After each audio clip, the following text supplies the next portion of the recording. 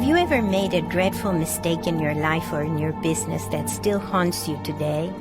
Have you ever been plagued by guilt, regret, remorse, and the feeling that you can never make amends for what you have done? Even with the best optimistic attitude and great work habits, it can be difficult to face the losses that were incurred in the past. In this film, you will meet a woman who was facing a terrible mistake that had put her family in financial jeopardy. In little more than an hour, she had a new understanding of how to tap into the greatest source of strength in her life so that she can face each day with courage, determination, and love. You will also see how it is possible to change a relationship by changing one person. Our story begins at an Anthony Robbins seminar of nearly 3,000 people. Tony has just been talking about the spheres of life.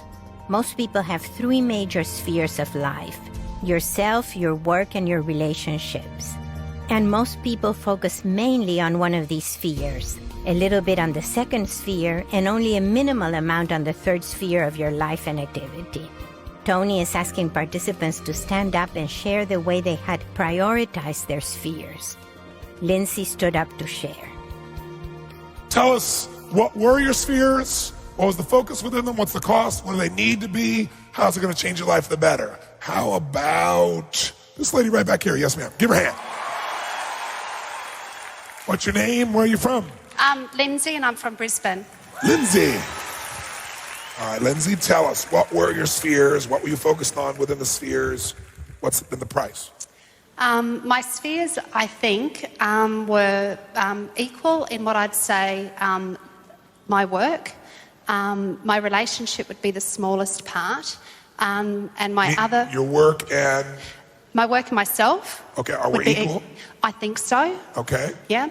And my relationships, I think, the smaller of like the little dot in the island down below. Okay. And what have you been trying to get through the work? What needs were you trying to meet primarily at the top of your work and yourself? I have had a very severe gambling problem over a number of years. I managed to kick the habit of that about 12 months ago, but unfortunately I've been left with enormous amounts of debt. For me to get rid of the debt, I need to work. Okay. So now we have what the real challenge is. You're really working for what need then? For me, I think. No, but which need? Connection and love, growth, contribution, certainty, variety, significance? What's the main reason you're working? According to human needs psychology, all human motivation can be explained as the desire to meet one or more of 6 primary human needs. These are certainty, the need for stability, safety, and comfort; variety, the need for stimulus and change; significance, the need to be special and worthy of attention; connection and love, the need for connection with others and ultimately to love and be loved; growth, the need to develop and expand; and contribution, the need to give beyond yourself. In order to understand any behavior, whether it is someone else's behavior or your own, it is important to understand which need you are trying to meet.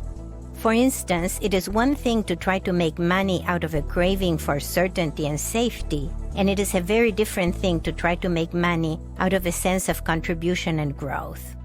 Tony is asking Lindsey to understand the deeper motivations in her life right now. I'd say to reestablish the connection and love with those I've hurt. Okay. And so you're working to reestablish it. That's what's behind it. But when you think about going to work, mostly you're thinking about making money so that you can do well enough to reestablish that. Is that right? Sort of, but I think mainly I just feel through the days of gambling I've managed to get rid of the habit itself, but the hurt or the baggage that I have left is the debt that's behind. So I used to smoke a lot and I used to drink a lot when I gambled as well, both of which I've been able to kick the habits of also. But the one thing... Give her a hand for that. Lindsey shows her strength as she explains that she got rid of her gambling, smoking, and drinking habits. But she is tearful as she talks about her baggage, the heavy debt that she carries. As Lindsey offers the word baggage as a metaphor that symbolizes her problem, Tony will use metaphors and symbols to transform Lindsey and her relationship with her husband.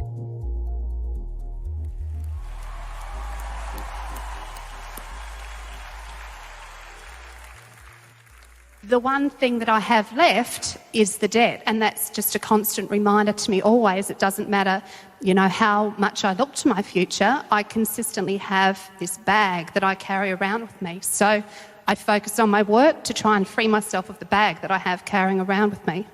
Well, what if you put the bag down? Life wouldn't be as heavy. And what if you took the bag and you put it in a little rocket and you shot it into the sun? Yeah, that'd get rid of the bag. Yeah. And after that's happened, tell me what happens when you walk outside. The world's a lot nicer place. Life isn't so tough. It's not so stressful. And how does work feel now?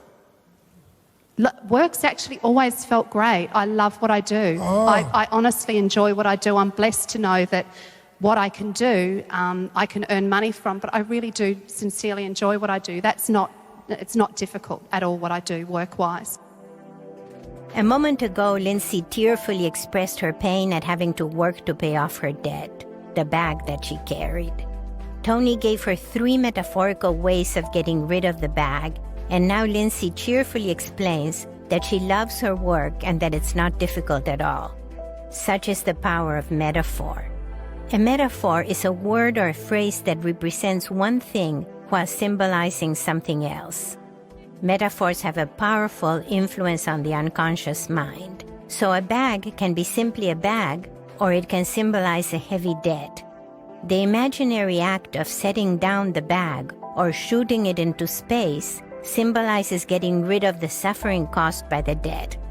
As Lindsey imagines getting rid of the bag, meaning the suffering, she can experience the love that she actually has for her work.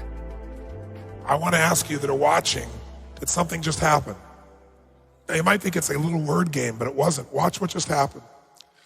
Right now, her reason for working just changed. True or false? Could you feel it? Could you see it? Can you feel it? Yeah, definitely. Now, how did that happen that fast? The problem hasn't gone away, just the bag. The heavy bag she's dragging along. And what I'm doing with her right now, just so you know, is remember I said your subconscious mind is the most powerful one of all, and I'll give you a clue. The brain responds to symbols or metaphors more powerfully than anything. What's more powerful, the word Nazi or the swastika? The word Christ or the cross? Now here's the problem. We feel in our bodies whatever we represent in our brains. And she's representing all of her pain attached to one metaphor called the luggage, the baggage, the heavy bag she's dragging along. And as long as she's focused on that, she can't actually notice that this has all been a gift because she actually loves her work. It actually makes her feel alive. That the truth of the matter is, she got all this from God so that she would go back to what she loves and feel productive and feel like there was something she could give on a daily basis, even when her children are going through the problems they're going through. Oh yes, I know who you are.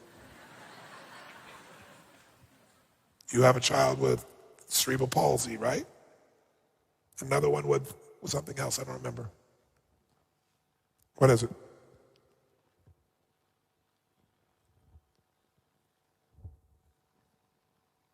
Cerebral palsy is? And my eldest daughter's got cerebral palsy and autism. And autism. Well, that would make it probably want a place to escape, since love is what you're really about. And you probably feel like there's nothing you can do. Tony knew from the information provided by Lindsey before the event that she had 2 daughters, one with cerebral palsy and one with cerebral palsy and autism. From the brief interchange with Lindsey, he knew that her most important human need was for love, and he understood her terrible pain in feeling that there was nothing she could do for her daughters.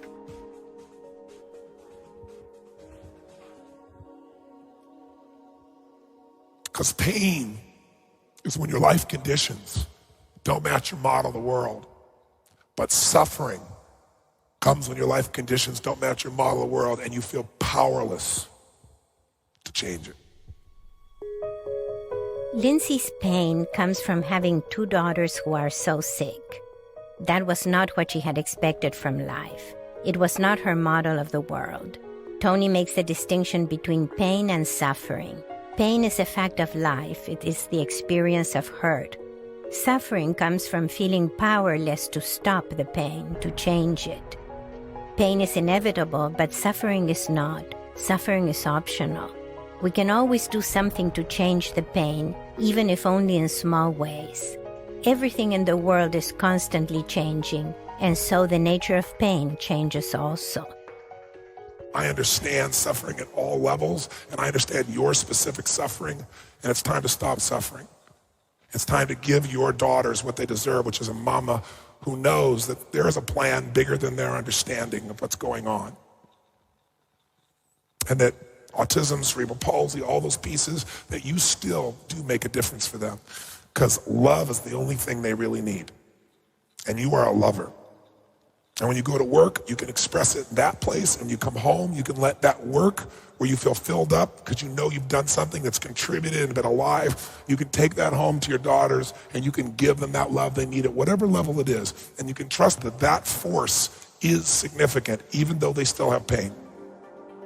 Tony points out that Lindsey is not powerless with regard to her daughters. She is powerful in easing their pain through her love. If you were to do that, then the bag, that's right, that blew up and vaporized, you take that off your shoulder and you walk a hell of a lot taller and you think, God must really know I'm a force in nature to give me these daughters and know that in spite of everything, I'm still going to love, I'm still going to grow, I'm going to expand. And there's plenty of proof. I tried to deaden the pain through distraction of gambling, through alcohol, through cigarettes, changing my physiology. None of it worked because God had a bigger plan for me. And the plan for me is work, grow, expand who I am so there's more of me as I grow to give to those I love. And I am more than enough. I was put here at this time for this reason. And even though it may not look like it's magical in the way I think it should be, if I can't change the environment, then I got to change my model of the world. And I have to find an empowering meaning. And your vibrancy and your gift will be your ability to step out of your own pain. That doesn't mean not feel it, but not stay in that pain and to use that pain as drive to give more to those you love. Tony first helped Lindsey to metaphorically get rid of her bag. Then he acknowledged the power of her love. Now he moves to give Lindsey a new meaning in life, where love and contribution to others will be her strength and her gift. And the more you do that, that's where spiritual growth happens. Because spiritual growth is when you start out focused only on yourself, and that's when you'll be miserable. And then you care about people around you, because they can give you pain or pleasure. Their hurts are your hurts. And eventually you care about everybody, including people that are supposedly strangers, and you really care about them, not because they can give you pain or pleasure, but because you know that we're all here for a reason and a purpose, and it serves us, and it's our job to find the empowering meaning of why we're here. And if you find that, life is magical. And suffering stops. Remember, pain is part of life. It's a good thing. The pain that digs inside of you, this deep, deep, deep pain, opens a well. Your job is, what are you going to fill it up with? Love or fear? Resentment and anger, or gratitude, knowing that even though you don't understand it, there's a faith inside you that says, there's something beautiful that can come from this. There's more inside of me because of this. There is always a choice to be made. Pain can result in resentment and anger, or it can bring out strength, love, and spiritual fulfillment. Maybe I'm only talking to you, because if people believe that, then their subconscious is totally open for me to penetrate them. Because everybody in this room has had suffering. Suffering of various kinds. Suffering happens when the way you think life's supposed to be is not the way it is. And especially if something outside your control has f***ed it up. Through his conversation with Lindsey, Tony is influencing everyone in the room to make the best of their challenges and of the pain that is an inevitable part of living.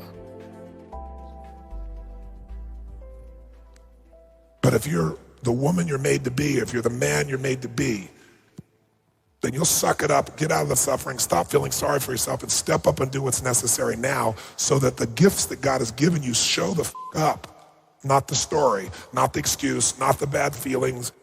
Life is hard at times. Pain is part of life. Suffering's an option. Pain's a damn good thing if you use it. So what are you feeling now, my dear? I always feel that I have stepped up to the plate for my kids. Yes. I have no doubt that I have. They are everything to me. But I'm tired of doing it. Yes, I know. I've had enough. You've had love. No, I've had enough. You've had enough. I think I can appreciate that life is full of challenges, and I appreciate that I've been put on earth for a purpose, and I accept that. But there comes a time when enough is enough. I agree. Enough gambling, enough smoking, enough drinking, enough blaming yourself. No, not at all. I don't... Yeah, perhaps. Give her a hand for that. When Lindsey says enough is enough, she is referring to her pain and her suffering in relation to her daughters and her loneliness in relation to her husband. Tony brings Lindsey back to her strengths by turning around what she said to mean that she had had enough of smoking, drinking, and gambling.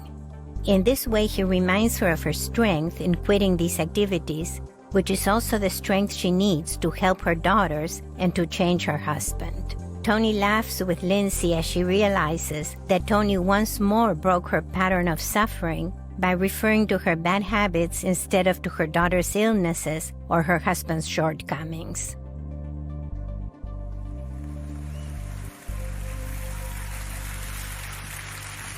Logically, she knows it's not her. Logically, I know it's not me. But because you're a lover and because you are conscious and because you care, you've taken a level of responsibility that feels inhuman. That's what has to stop. Not the love of your children. Not the having to support them, because even though it's a pain, it's difficult, it's overwhelming, it seems like you can't win. God wouldn't give you the challenge if you weren't strong enough to make it happen. Because if you don't believe in God, believe in dog and become dyslexic. And as the dyslexia begins to shift you, dyslexia gives the ability to see things reversed, doesn't it? When somebody has dyslexia, what's supposed to be in the front goes in the back, what's in the back goes in the front, or letters reverse. You know what I mean? Sometimes it's useful to be dyslexic. It makes you more creative.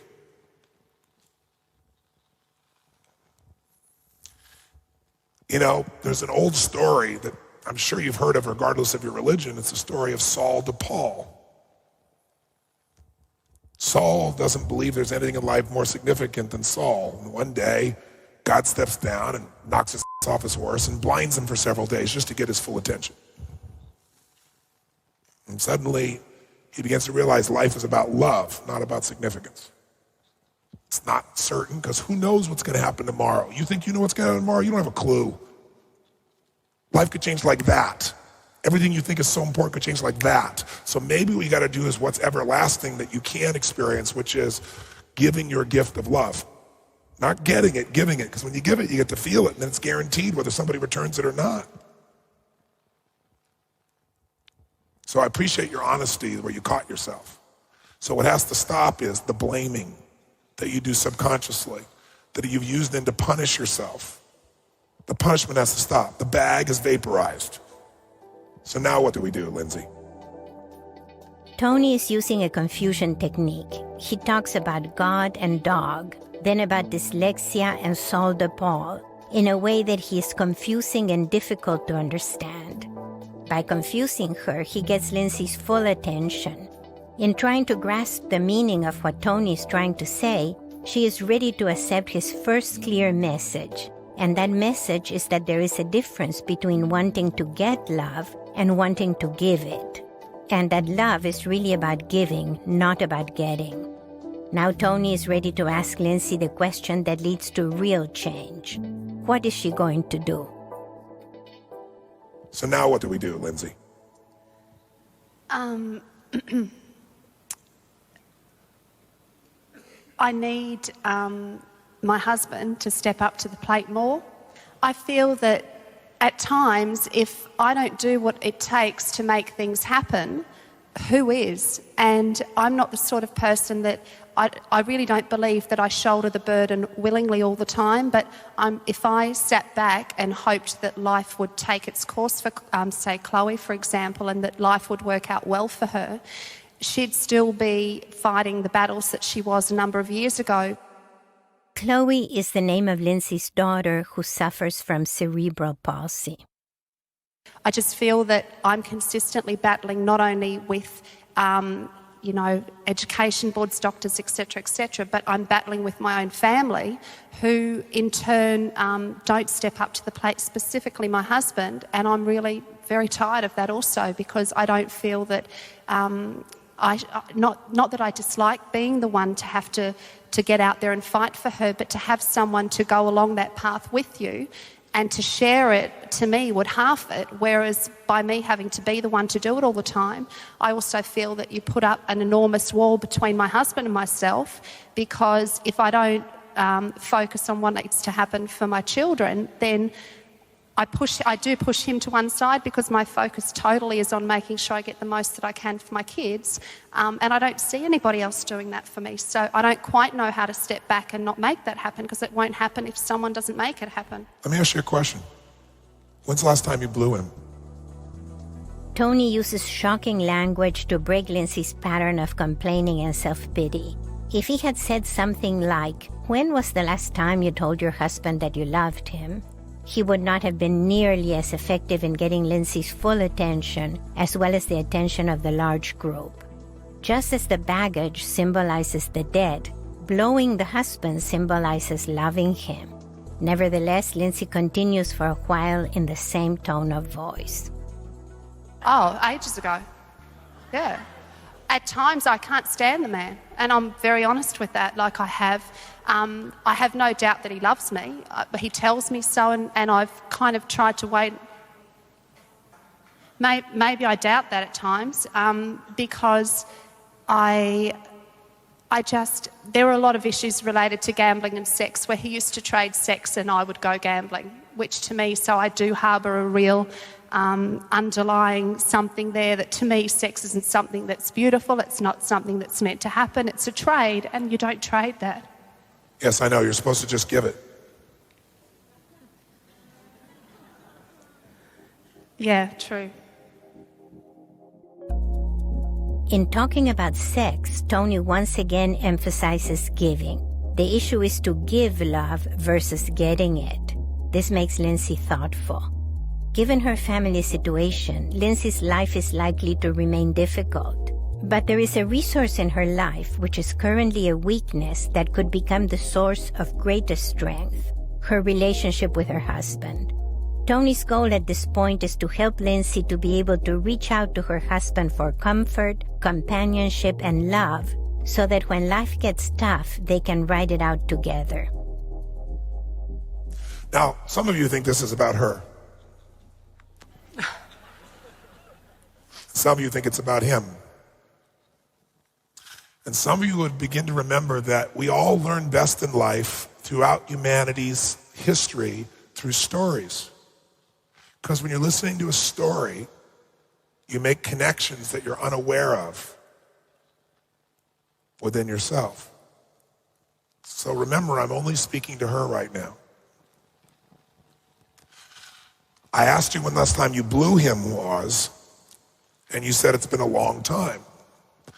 You told me that he says he loves you, but you doubt it honestly, because you harbor resentment that if you gave him sex, he would let you do anything you want, including gamble. This is not surprising for any man, because once a man has had sex, he is vulnerable to anything. He will give anything. But that does not mean he was trading sex for gambling. It sounds like you were the person trading sex for gambling. And that could well be so. I suppose I've looked at that aspect of things, and in all honesty, I can't get my head around the fact that in many ways that he just didn't see, it's not normal in a relationship for someone to be going out to the casino gambling 4 or 5 times a week. And I really do, I'm very angry at him for not having been there and even tried to intervene when I didn't hide the fact of where I was going. I never lied to him. I didn't say I'm going A and go B. It was very obvious that that's where I was going. So, you know... Well, let me ask you 2 questions, because I hear you, but I just want to make sure I ask you a couple of questions. The first question is, in this culture, because I don't live in this culture. Oh, that's not true. I live in Mermaid Beach. I'm here, 4, 5, 6 weeks out of the year, because I love the place. But I've never been in a culture where I've heard people say, I'll bet you, so often. I've never lived in a culture where everybody stops what they're doing to watch a horse race. So one consideration is for a masculine male in this culture, females as well, but a masculine male for sure, betting is a huge part of this culture. True or false? True or false? So the first seduction is that. The second piece is, if you were to step out of your husband, because I don't know him, but I know males. I can tell you something about males that ladies in this room, many don't really know, understand, or appreciate. Just like men don't understand how important attention is to a woman, or really how important it is. Not attention with one eyeball on the TV and one going over here to say hello, but real, total, nothing else but you attention like you crave. Women don't understand what drives a man. They think it's sex, and they're so wrong. What it is feeling like they're significant enough to you that you will open to them. That you will open and be completely vulnerable. It f***s a man's mind up, because sex is the ultimate experience of him saying, you really love me because you've opened and are vulnerable to me. You're not fighting with me. You're open to me completely in every damn way. And that excites you, makes you happy. Because ultimately what makes a man light up, if you want to know, and ladies, I'll give you a simple test, it's not hard to figure out, is he wants to make you happy. He'll die to make you happy if he loves you. Now, men do not try to make happy a woman who they feel they cannot make happy. Because let me explain something to you ladies. Making you happy makes him feel he's a man. Failing to is like cancer. He might as well be dead. That's why most men, and men, ladies, I know you know this is true, but I'll ask the men, and men, I want you to be dirt honest. How many men, no matter what you like, women say, oh, you like, breasts, you like rears, you like legs, you like whatever. How many men here think, there's no question, no matter what a woman looks like, if she's happy, if she's smiling at you, you're f***ed up. How many men can agree with this? Say aye. Gentlemen, if you agree a woman's smile is the sexiest thing about her, say aye. If you hear their voices, they're not bullshitting you. In fact, there can be a woman who a man can look at first because she seems so sexy, and he may keep looking, but there's a part of him that starts to shift when he sees she really isn't happy. And if he thinks she's happy, he makes it up. His biochemistry takes over and he's with her for a period of time. The reason he wants to get out of there is he discovers he was wrong. But if he can make you happy, a man lights up like a Christmas tree. Now, most men don't know how to make a woman happy because there are times in which a woman does not want to be happy. True or false, ladies? She doesn't want you to make her happy. She wants you to understand. She wants you to appreciate. She wants you to feel her pain. Now, you don't understand. Men's whole job is cut the pain off and move forward. Because here's what women do. Women energy, feminine energy, takes little shit and makes it as big as possible. And masculine energy takes big shit and pretends it's really small. True or false? All right, that's what it's about. So if you want the truth instead of your anger, then I can tell you the truth that I know because I've been with 3 million people, both male and female. I could be an idiot, and I'd have to know this because there aren't that many patterns. This man wants to make you happy. He wants to feel needed and desired by you. When you would have sex with him and desire him and everything else, and he'd feel lit up like, oh my God, she wants me. What do you want? Anything. I want you to be happy. So gambling, I'll bet you, this culture, go for it. It lights you up. It makes you happy. You're not happy all the time. How would you be happy with all this in your life? So if you can get a little escape and go bet, and it makes you happy and it makes things better, why not? It wasn't because he didn't give a about you. It wasn't because he didn't care. And he was not responsible to know what the was going on inside you, even though you want him to. Because if you're a woman, you expect a man knows everything you're thinking. And men are like, I'm not a mind reader. Tony explains Lindsey's husband's point of view. He just wants to make her happy. Lindsey's smile shows that she knows that that's true. Because see, women can use a hint of a voice, or if you say to a man, do you want help with this? And he says no, he means no. And if you start to help, he's gonna look at you like, what's the matter with you? I can handle this. But if you ask a woman, do you want help with this? And she says no, it means yes, you stupid And if you go, oh, she said no, and go off now, she's like, he doesn't give a about me. True or false, ladies? Make some noise. I didn't know that a man, my job was to become Sherlock Holmes. That your job was to be a detective, because women are always leaving clues. Now they get pissed, like you are, because you think any woman would have figured out that I needed somebody to intervene here, and then I'm out of control. Right? But you went, oh, she's gambling, she's happy. I love her and she's happy. This is beautiful. Oh, it's kind of tough on the family. It's tough on me too, but if it makes her happy, that's much better than the cancer of unhappiness that we have to deal with, because God gave us some kids that really have huge physical problems that, God, we have to fight every day in.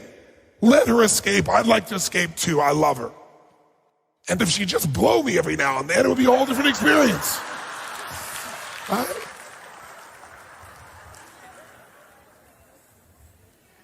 But now, you don't suck his. Tony again refers to oral sex in a funny, outrageous way, in the same sentence as he's talking about the serious problems of the daughters. Lindsey's laughter shows that she has broken her pattern of misery once more and is opening new possibilities with her husband. And you say, I don't know if he doesn't love me. I can promise you he's going, I don't know if she doesn't love me either. I want to make her happy, but now I can't even get her to gamble. What do we do?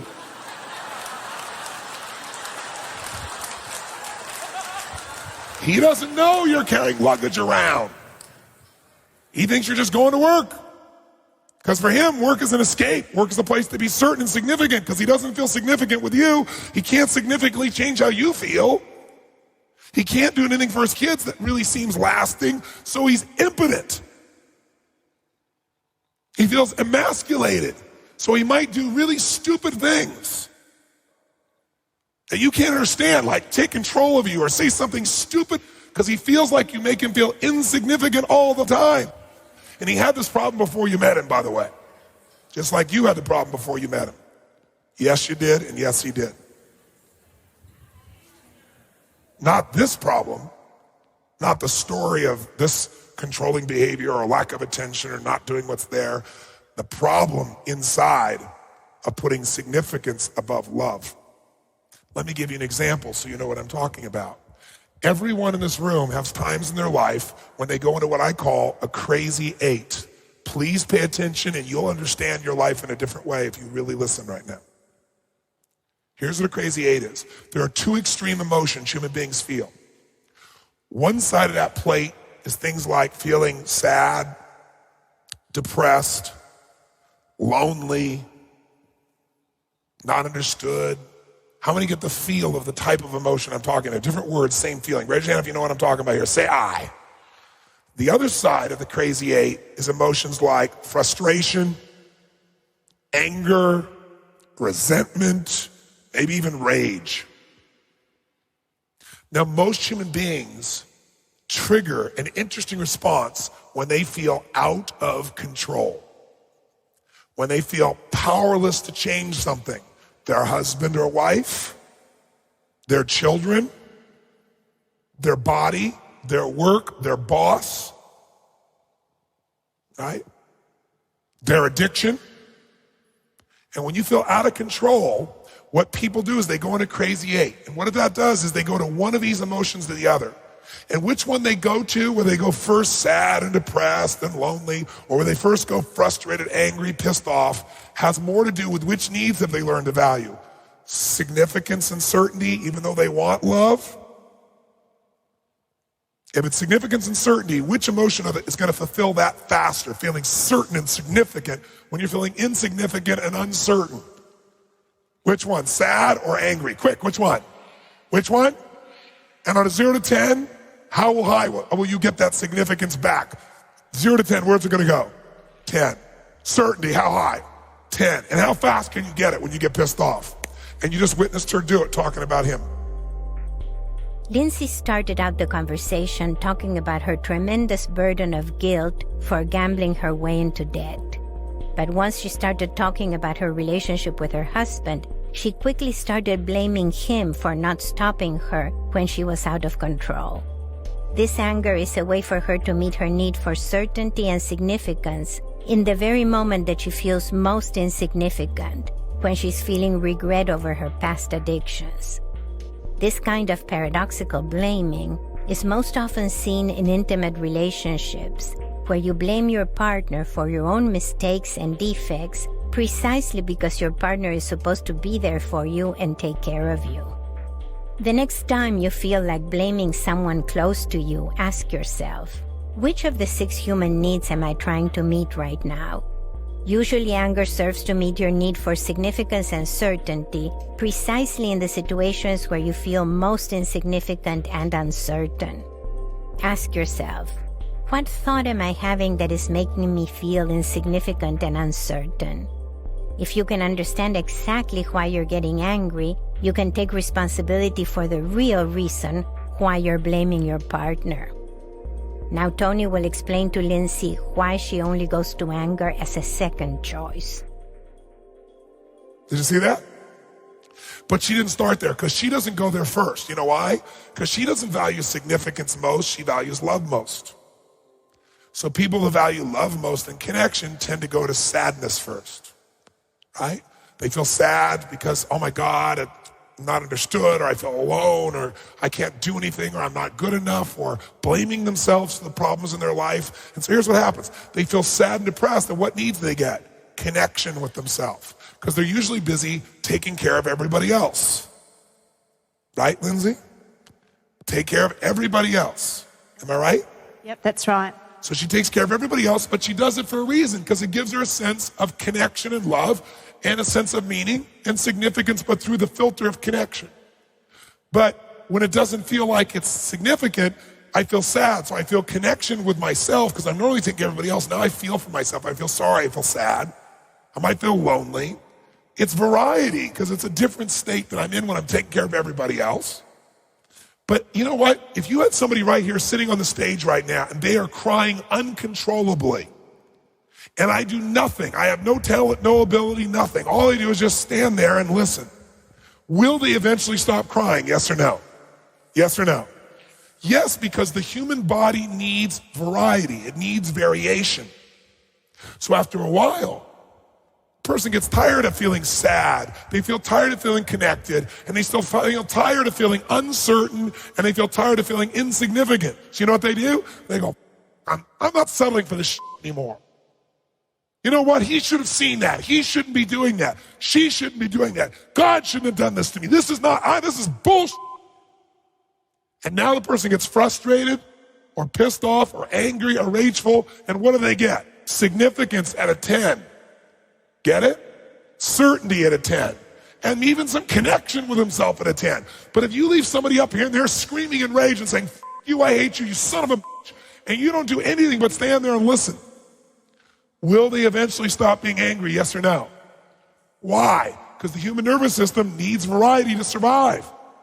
And by the way, when you're pissed off and angry, what are the muscles in your body like? Are they tight or weak? Which one? Is the energy strong or relaxed? So you got tension and pressure in your body, which feels really good when you feel like you've been hurting and a victim for a long time. But after a while, I don't care what you do, the body has got to let go. So what happens? You got to let go of the anger. So you know what the person does? They go, It's really just this helpless and it's hopeless and it'll never work and no one understands. And you go back to feeling sad. And guess what happens? All the tension. Think about it. When you're feeling sad, when you're feeling crying, when you're feeling, alone, what happens to the energy in your body? All the muscles relax, doesn't it? Everything lets go. Even though it doesn't feel good, it lets go. You connect with yourself. You feel that feeling again. It's variety. And after a while, you get tired of feeling that way and you get pissed off again. You get tired of pissed off and you get sad. And pissed off and sad and pissed off and sad and pissed off and sad. How many of you here have done this in your life? Raise your hand about an issue. Say I. And when does it happen? When you have the illusion that you have no control. Tony is really explaining to Lindsey the pattern that caused her to get addicted to gambling, drinking, and smoking. She had been caring for her daughters, whose medical conditions were so severe. It was hard to feel that any help was ever enough. This thought made her feel so insignificant and uncertain that she would snap out of the mode of caring and nurturing and into anger and frustration. In order to escape from that crazy 8 pattern, she would go gambling or drinking, which changed her physiology and her environment. Now, long after her gambling problem is over, Lindsey still has a crazy 8 pattern where she goes from guilt and regret over her gambling to anger and blaming her husband for not helping her to stop it. Now, take a moment to ask yourself, when you feel that things are out of your control, which side of the crazy 8 do you go to first? The side with anger and frustration, or the side with sadness and self-pity? How many follow this? Now, which side? It isn't an equal side. Some of you spend more time on the pissed off side. And while you're there, you say things to your partner or your friends that they don't forget. And they feel insignificant, so now they try to show you they have control over your They have certain insignificance in that. And it starts, imagine 2 crazy people getting together. That's what you have. And you think it's them because it's so easy to see them. But you really love each other and that really f***s things up. Maybe you have children together, that f***s it up. See, you get 2 crazy people together and you got total f***ing craziness. Because then, you both get angry and say shit, and then you both go feel hurt about, and then maybe you get off, one's sad, one's angry, who knows what the f***s happening. Now, how do you get out of this? Most people get out of this the way you used to. Here's what you would do in the insanity of it all. You would exit going down by using something to distract yourself, because when you focus on something else, this all disappears. Or you do something with your physiology, drugs, alcohol, cigarettes, that changes you. You did both. You went gambling in that. And that gets you to exit it. But as soon as you come home, pretty quickly, you're back in one of these 2. And if significance is what you want, you're finding reasons to get angry. In your case, it's connection and love, aloneness. But you get back into this. There's a better way out, and that's up. And the way up is change your fucking model of the world. Change your goddamn rules. Stop your addiction to one side of this or the other. Stop thinking it's your partner when it's you. You're so busy saying, I don't know if he loves me. I can promise you he has the same thoughts about you towards him. I can promise you he's gone through the same crazy 8. Now, I don't know if he tends to get more angry. That's my guess. And I'm only guessing because you'd probably be attracted to the fact that he had strength, since love is what you want. So at one stage, my guess is he was strong, and now you're pissed because he's not, because he's probably, the anger thing hasn't worked, and he's probably sad. Who knows where the f*** he is now, but he's crazy.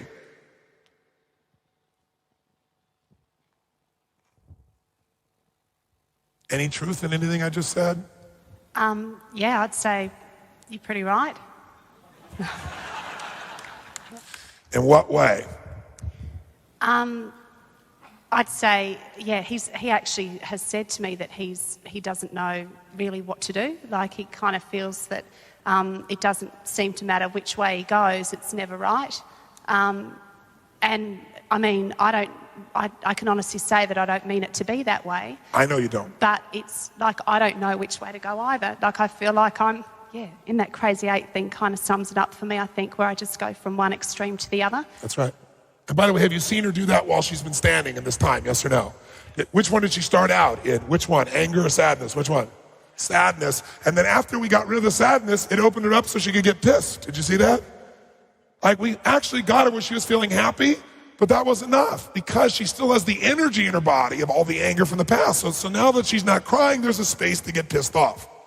Now, when that happens with him, he won't understand it. He's like, I thought she was happy. Now she's pissed. I haven't done anything. How many guys have had this experience? Raise your hand and say, aye. You're right. You haven't done anything. She's just going to do it. It's a storm. You didn't do anything for the storm either. But you better not run when the storm comes, because then she'll go, you weren't there for me. And then there'll be another storm. So all this is a lesson in meaning. It's understanding that this is really your addiction, not your partner's. And if you get out of yourself, if you really did what you're best at and filled this guy up and made him feel happy, that you're happy and that you love him, which can be expressed physically and emotionally and verbally, he won't believe it at first because he's scared. You know it's true. That's why you laughed your ass off just now. So then you'll be pissed off going, well, here I was, happy and nice. So yeah, for a minute after years of him not being sure. Now if you went to go blow him, he'd be like, was this part of the seminar? It's a technique. She's doing it to manipulate me. That Robbins guy, right? He's not going to trust because it's going to take consistency. Tony is now very clear and directive in orienting Lindsey to focus on giving love to her husband and the happiness that can come from that.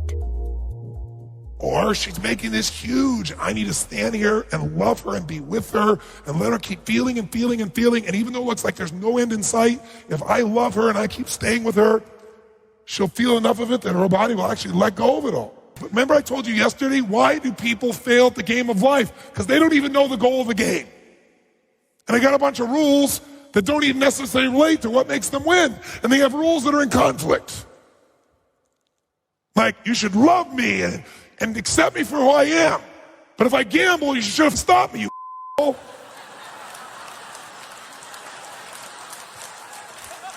And then other people have different rules, especially if they're of a different gender, about how to win the same game. And you want to win it with them, and they got wrong rules. And then they have into-fly rules.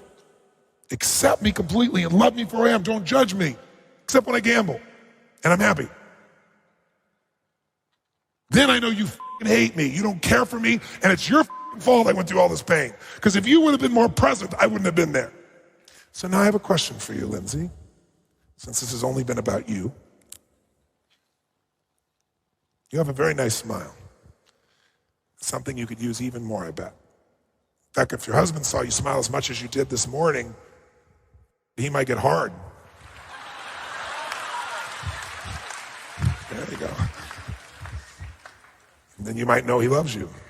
But I know that's not how you know. You know by him understanding and taking time and figuring you out. Send him to me and I will teach him these things. In the meantime, don't expect a blind, deaf man who worships you to understand how to make you happy, especially when you don't want to be happy at times. It's just dumb, and you're not a dumb woman. But you could love the shit out of him, and that would make him have more desire to figure it out. Because he's as in much pain and as scared as you are. So what are you thinking or feeling now? I'm thinking and thinking about, I went to UPW in October last year, and life was changed quite dramatically for us upon my return, as far as an intimate relationship was concerned. And I must admit, life was a lot rosier at that time. And yes, he did stand there shaking his head saying, what the f***'s going on here? Oh my God, what happened? God, you were there for 4 days. What's wrong with your life? Da, da, da. So I can understand what you're saying is the old story that you don't give to receive, you give because that's who you are. Give her a hand for that for starters. It is clear that Lindsey has incorporated giving love to her husband as part of her identity. And really, my biggest challenge for myself, and one that I'm ready to step up for definitely, is that my past is my past, and that I have a very bright and rosy future, as do my kids, of which I have no doubt. Give her a hand for that. Beautiful. Lindsey is now able to see a bright future for her children, quite a difference from how she started less than an hour ago. But I guess most of all is I really do have no doubt that Jason and I are meant to be together. I think we've stood the test of time well and truly. Give her a hand for that. Look at that smile. But I think most of all is that to understand that he probably finds it really just as difficult, or if not as difficult as me. And he is more confused perhaps than I am, and we really do...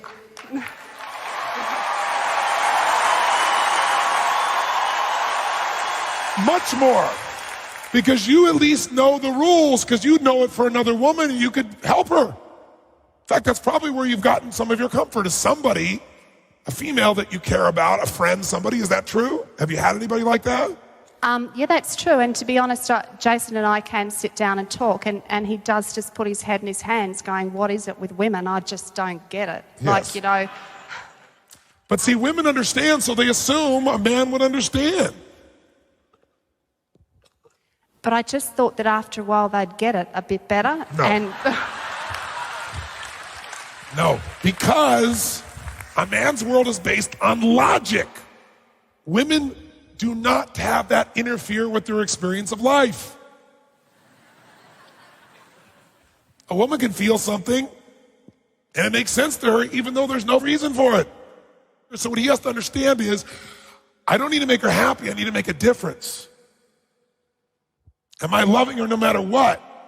Makes a difference. My understanding that instead of telling her she's wrong for caring about everything all the time, or saying, let go of the kids right now, she can't. And isn't it beautiful that she cares that much about the kids, and both of them, and me, and her friends, and everything else? And I would go crazy if I thought about that all at once. I like to think of it one at a time.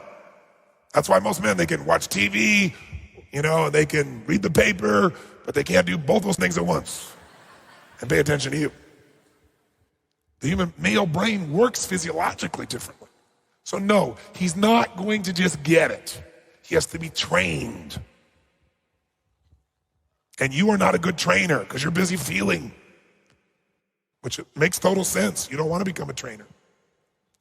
Send him to me, I'll whip his ass into shape. Or love him and shape him through your love instead of your anger. Share with him the happiness that you do have, because you just told us a bunch of things that are very different than what you started out saying. I want to hear a very different story right now. Sounds like he actually loves her and tries to listen and share and hear and care. And there's another piece too. I know you want him to step up also, but you've also done the stepping up because the one source of sanity you have is that you are significant because you do it all. And so even though it's pissed you off, you wouldn't give him a lot of space to do that.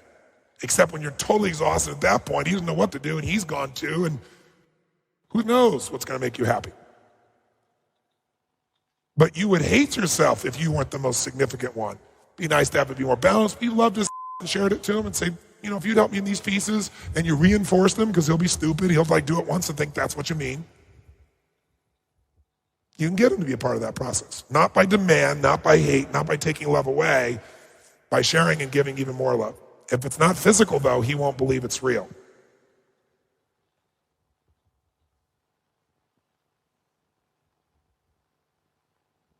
And you're the only one who needed to hear this conversation, Lindsey. That's why we took so much time on it. So where do we go from here?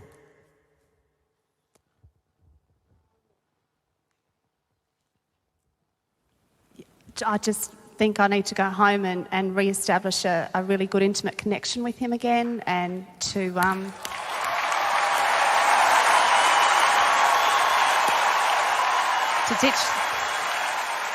ditch the bag would be probably a really good start as well. So Do what with the bag? To ditch the bag, or to blow the bag up, or yes.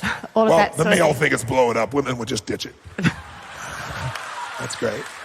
And continue to love my kids and my family, which I do automatically. Like, that's just who I really am from the bottom of it all. And just to continue to encourage them to be who they are, and that it's okay to be different and all those sorts of things, and just to enjoy life. And I'm just curious, When you think about your life now, how do you feel? That it's actually pretty good. So it's not over?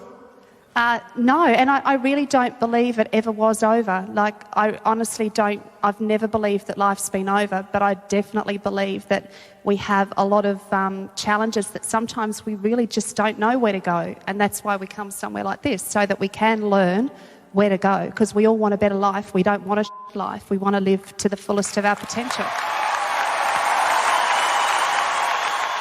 One thing that's useful to know about men versus women, women speak in riddles. Men think when you're speaking in riddles, you mean what you're saying. If there's anything a man can learn, is that women never mean what they're saying, never will upset them, rarely mean what they're saying. But they know that they really are meaning what they're saying because they're speaking in riddle. So when you said earlier, it's over, I can't do this anymore, I can tell if you say that, he's going to go off panic going, I have failed. Ultimately, life is ending, it is over. He didn't know that it was a storm that would pass if we would just talk here for about 45 minutes. And now life will be wonderful and great and compelling in future. So the men in this room may want to remember this conversation and know this woman, even though she doesn't look like the one that you spend time with, the core of it is the same. The story may change, but the core is the same. Listen for the deeper piece. Every man, if I could give you one gift, I'd get you a magnifying glass and one of those little old hats, and turn you into Sherlock Holmes. Because if you do, you'll become a hero instead of an idiot. And you deserve to be able to win like that. And every woman deserves a man who will search and find. Because nothing lights her up more than a man who will stick with it and find. And most men, if you're really a man, that's what you're made for anyway. You love a fucking challenge. You love to break through. You love to figure it out. If you were as committed as figuring out your woman as you were that electronic device, imagine what your life would be like. Guy will spend a fucking hour trying to figure out this electronic thing, and not even 30, woman says something, I'm out of here. Shift your focus and you shift your life. Make your woman a larger sphere. Give her a big hand. Lindsey stood up presenting a challenging story about a very hard life. While dealing with the challenges of caring for 2 children with severe health difficulties, she had become addicted to gambling, smoking, and drinking, which had put her entire family into severe financial debt. Although she was able to overcome her addictions, she was still left with not only the financial debt, but also a crippling sense of regret and guilt over what she had done. Tony instantly recognized and appreciated the degree of pain and sense of helplessness that Lindsey had suffered over her daughter's health issues. Then he asked her, what will she do with that pain? Was she going to let the pain create an atmosphere of fear, resentment, grief, and guilt, or an atmosphere of greater love, compassion, and awareness? Then we learned the real challenge. Lindsey was furious with her husband, who had not helped her break her gambling habit, and who had not prevented her from ruining the family's finances. Instead, he had not interfered with Lindsey's addictions. Tony explained the predominant emotional pattern that ruins relationships, the crazy 8. The truth is that we seek to blame our loved ones, not because it will help, not because they are responsible, but because anger helps us feel significant and certain in the moments when we feel most insignificant and fearful. Tony also explained her husband's situation. He hadn't stopped Lindsey from gambling because he loved her. He understood the hardships of her life, and he wanted her to have something she could do to escape and be happy. Lindsey understood the pattern that had led her to gamble, and that was even now trapping her in feelings of sadness and blame. She also recognized that her husband loved her and would do anything for her, just as she would do anything for her children. Her love and understanding for her husband was renewed, and she went home to him with a new attitude of love, acceptance, and compassion. Now let's visit with Lindsey and her husband Jason as they meet with Tony again 1 year later.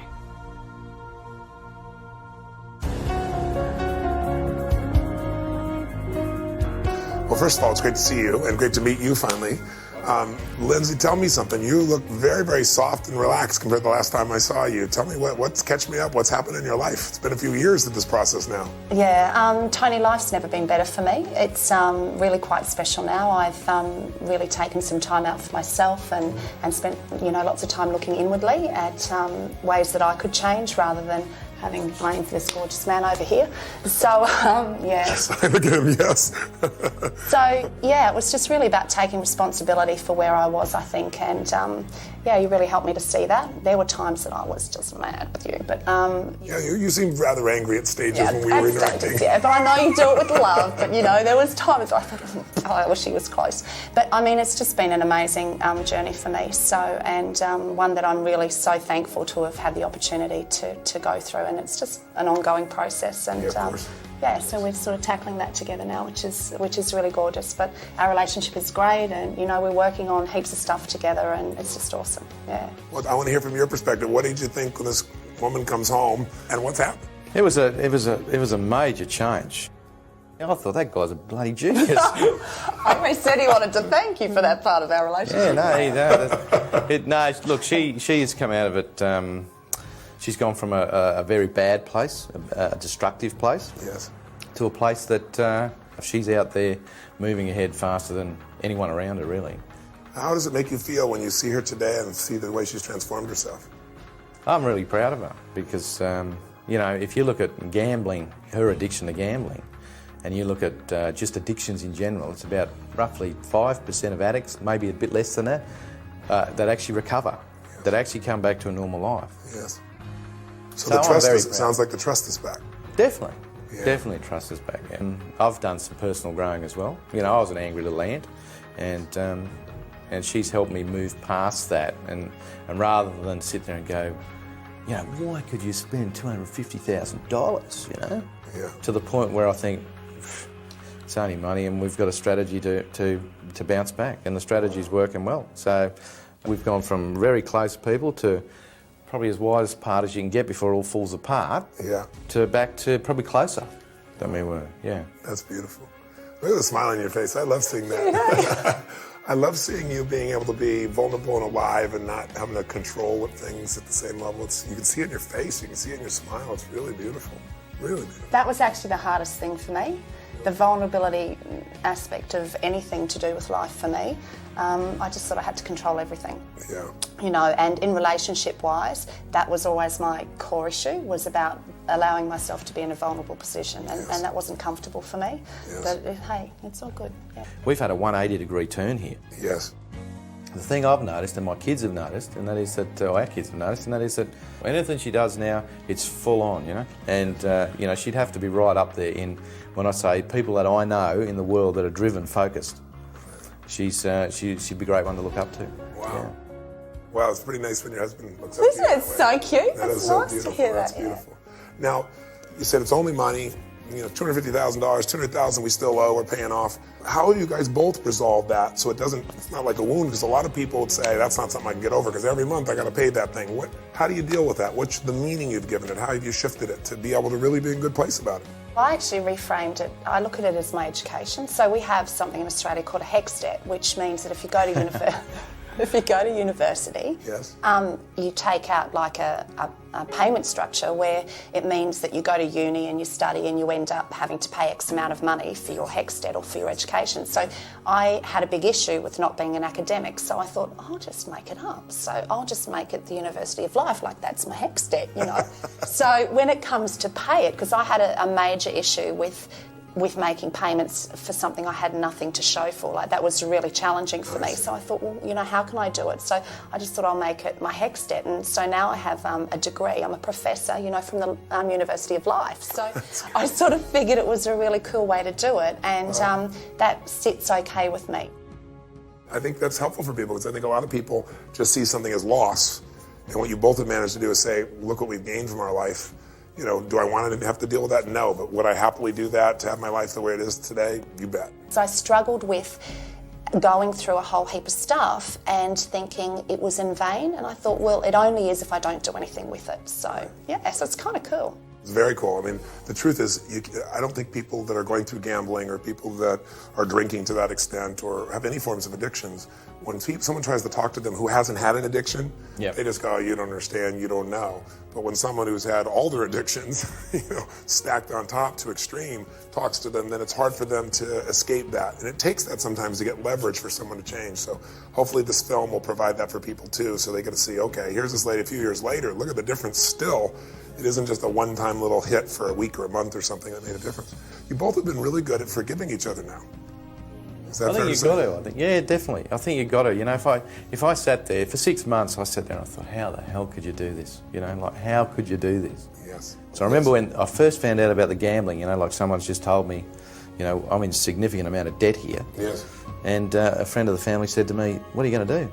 You're going to leave her?" And I said, "No, I love her." And that was sort of, I thought, you know, that's the time when you it really hits home. But you're hanging around, you know.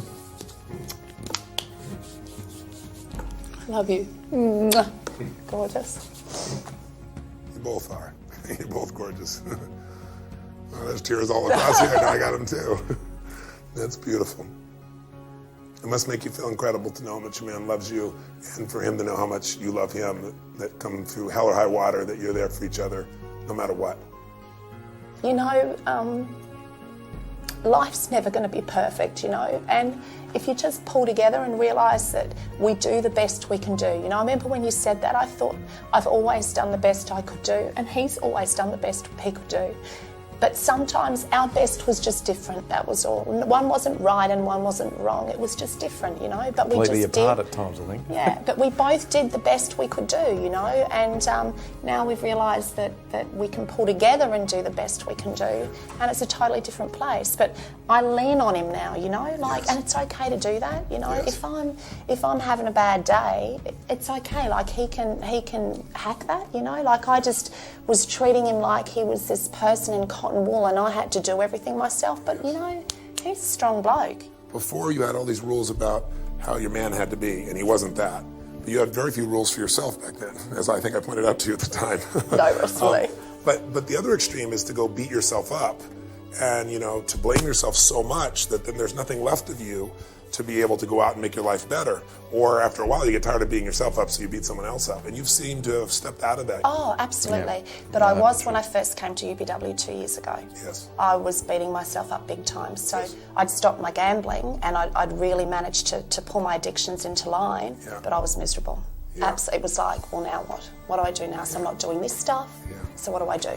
You know, I was absolutely miserable. So, yeah, it's like you stop the addictions that you think are causing you the pain, Yeah. but you're left with more than you can ever imagine, and you've still got all the challenges. I still had all the challenges and things at home, so that's what was just priceless for me. How do you define yourself? Are you a gambler anymore? What's your way of describing yourself? I just see myself as a really caring person, and who just really wants to get out there and enjoy her life and be a great mum and a wonderful wife, but really kind to myself too. I was really mean to me. Yes, And, you know, no one's been more vicious to me than me. And I don't want to do that anymore. You know, I'm deserving of much more from myself. So, and I give myself the room to be that person. So, and I goof up, you know, but I don't care. It just doesn't bother me. And I don't see gambling as a part of my life at all. I just, I'll never have the impact I was destined to have if I didn't do what I did, you know. And I look at, like, our eldest daughter, Chloe. She's having quite some major challenges at the moment, which is proving to be quite difficult to deal with. Yes.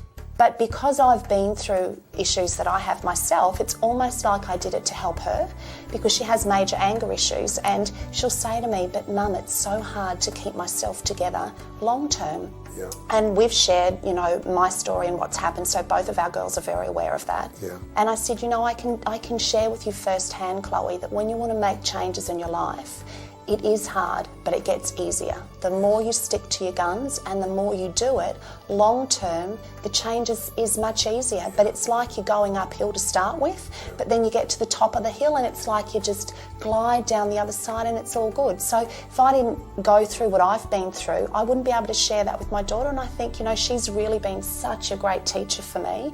And I for her, and we've really got this really amazing bond that it's fantastic. And we both reflect the theme that I think most people don't realize, and to me that theme is that happiness and problems have no relationship. And just being happy with little things, you know. And I remember Jason coming home one day, and there's myself and the two girls, and we've got the stereo flat out, and because we were dancing on the floor, I said, let's be really naughty. You get up on the coffee table and you just go for it, you know, and have a really cool time. And you can be happy in that moment, or you can sit on the couch thinking about all the stuff that's going on that's not great, but you can be happy anytime you want to be happy. And I didn't realise that before. And I think by coming through the whole process that I have over the last couple of years, I've realised that happiness is a choice. You can choose to be happy or you can choose to be sad. How have you grown through all of this? Because you see how your lady's grown, but how have you grown? I can see how that two people can actually make things go from, you know, no good at all into great, better than it was when you first met, sort of thing. You know, wow. It is possible as long as you're both on the same page. Yeah. You know, you've got to be both there. You know, your support person is as important as the person with the problem, really. How many years have you guys been together? 18. 18 years and better now than before. Now, I like that. Yeah, that's awesome. That is so cool, isn't it? That's wonderful. That's wonderful. That's awesome. And how about for you? I know that part of your vision, I understand, is to help other ladies that are having challenges like this. That's huge for me, huge for me. I've got enormous big dreams. I'd really like to have a beautiful centre for kids and for families so that they can come together as a family and have some support for the kids with special needs and the siblings and the parents, because there's just no support there that we've been able to find. Spending much more time with the kids. You know, we have our weekends free now, and Jason spends a lot of time off on the weekends. So we actually have time to connect as a family, and we do some goofy stuff. We went down for a photo shoot, didn't we, only a little while ago, and we went down to the beach down in Brisbane, and it was such a hoot, middle of winter, and here we are dressed in all the jeans and stuff, and we ended up having this massive water fight, and we were swimming in our jumpers and jeans, and oh God, it was amazing. We had all these people standing on the pier looking down at us, you know, and this one lady called out and she said to me, oh, wait till summer and I'll do that. And my instinct was, but you know, summer may never come for you. This is our summer. It doesn't matter because it's cold, you know.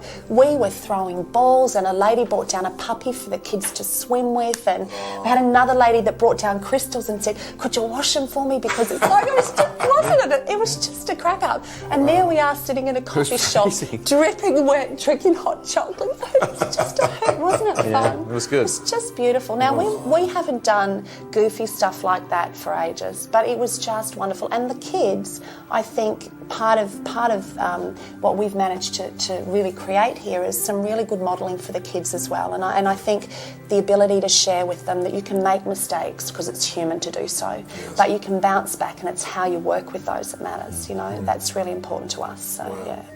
I can't imagine a better environment for your children to grow up in.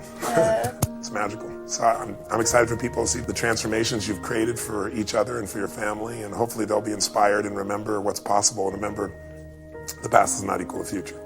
That was one of the things that Whisper it to me, I'll tell him. I knew I'd leave this bit to the last bit. I never had the chance to say thank you. And I really wanted to say thanks because I just didn't get the opportunity to say it. You know, I can't describe to you how different life is for me these days, and I really do appreciate it. So, yeah. I'll give you a hug, but I want to tell you something. The greatest things that I could possibly have is to see the joy that you have. And also what brought me to tears here at the end, I'm already so moved by you guys, but I know what kind of life your children will have no matter what, but this is their reference base. They may get off target, but when they have this as a reference base, you've given your children something that is immeasurably valuable, and you've touched the future beyond yourselves. And you've made it really beautiful here. But please give me a hug. All the thanks in the world is just to see you guys so happy. Thank you. I really appreciate it. Amazing man. Thank you so much. Thank you. You're an amazing woman. You've got an amazing man right here too. Thanks, Eve.